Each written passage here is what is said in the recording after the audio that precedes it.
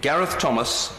It's a pleasure to follow my honourable friend for Pontypridd, and I very much agree with his final conclusion that we need to consider the suspension of Article 50 and going back to the people of this country.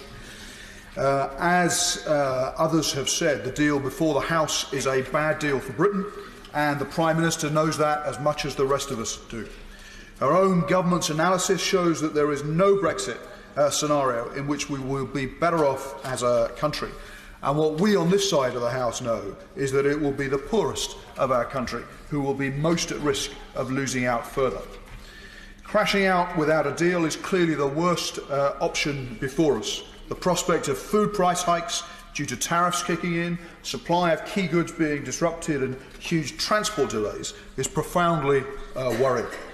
If the government had handled negotiations better and Parliament had been allowed an earlier vote on this deal, the Prime Minister could have averted much of the huge costs and considerable uncertainty that the country is facing at the moment.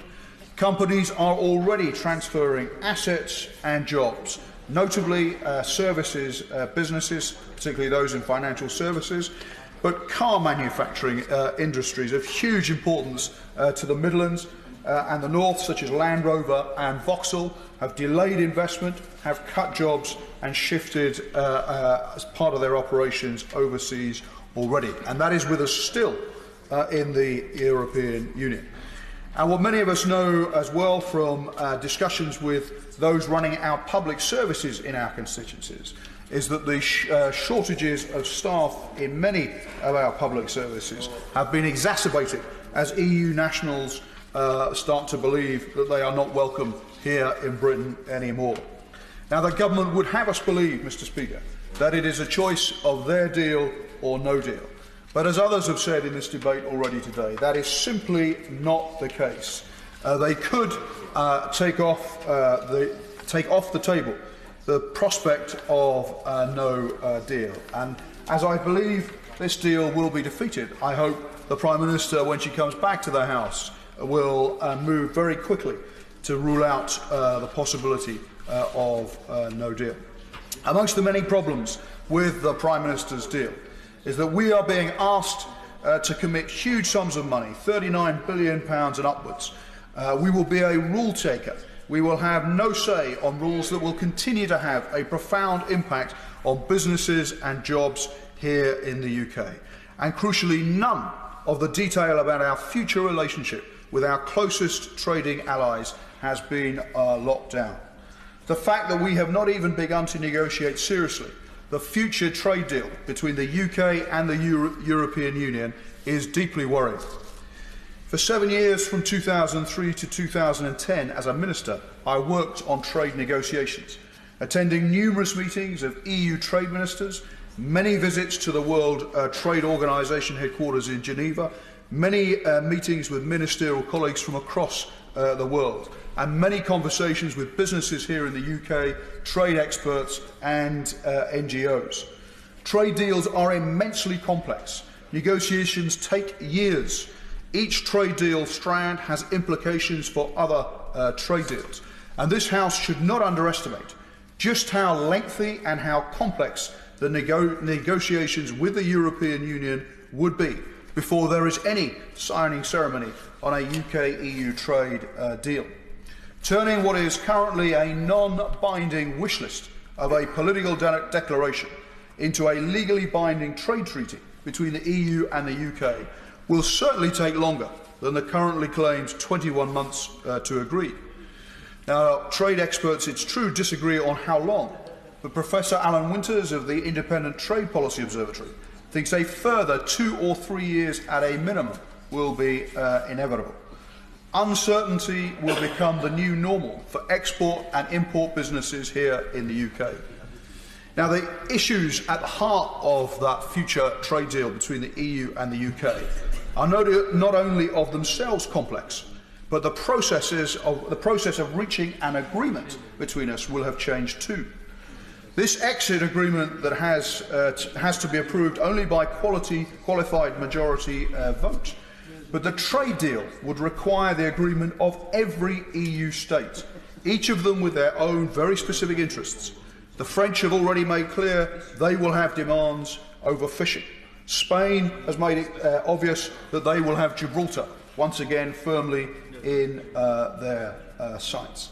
And then there is the question, as one or two others have already referenced, the issue of services.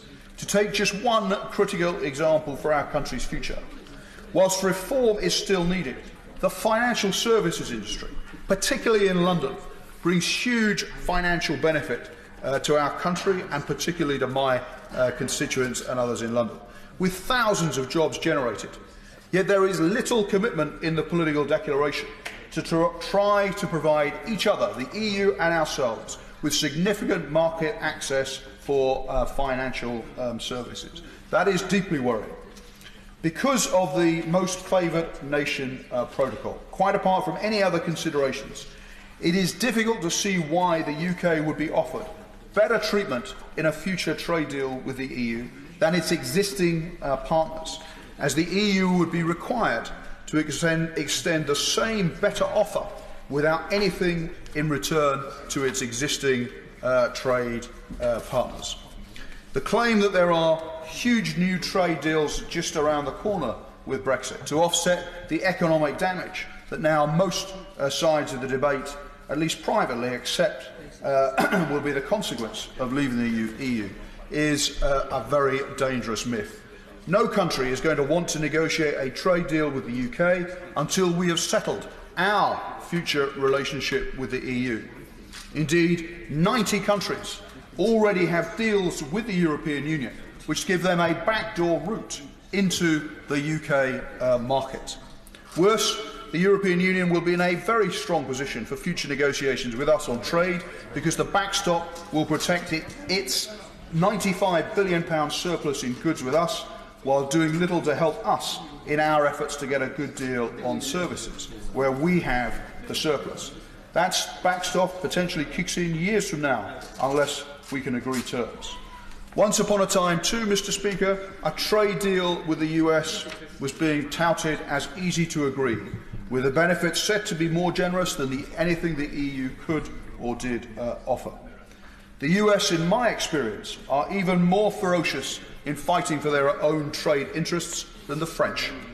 Donald Trump will demand more access to the NHS for big American companies and significant reductions in our health and safety standards, of which chlorinated chicken would be just the start. And what Brexiteers won't admit, although to his great credit the Honourable Member Huntington referenced it earlier in this debate, every trade deal that Britain seeks to negotiate on its own will require the UK to grant immigration access to our country. India will insist on it, Latin America will insist on it, and Europe will insist on it too. It isn't just the lack of any serious detail on our future trading relationship that I worry about too. I think the country should take seriously the warnings of the Cross-Party Home Affairs Select Committee about the implications of the government's deal for our future security. The lack of progress in locking down the detail of our future relationship with other security services via Europol, over the future of the European arrest warrant, or about how our security services operate at our borders in the future is a significant concern. All those great promises that were made by different parts of the party opposite have, one after another, been revealed to be little more than the Emperor's new clothes. The Prime Minister's promised that a deal would be easy to get, and yet here we are, years off from knowing what our future relationship with the EU will exactly look like. There won't be millions of pounds extra each week from leaving for the NHS. And the Right Honourable Member for Houghton, Price and Howden's claim that there would be no downside to Brexit looks even less believable 2 years on than it did at the time.